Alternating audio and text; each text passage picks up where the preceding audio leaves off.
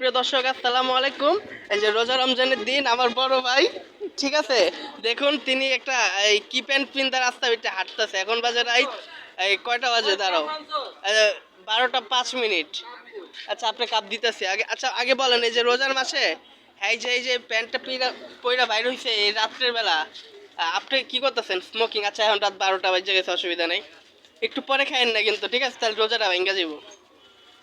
এই যে এই প্যান্টটা পিনছে এই যে রোজার মাসে, এটা কি তার ঠিক হয়েছে কোন তো?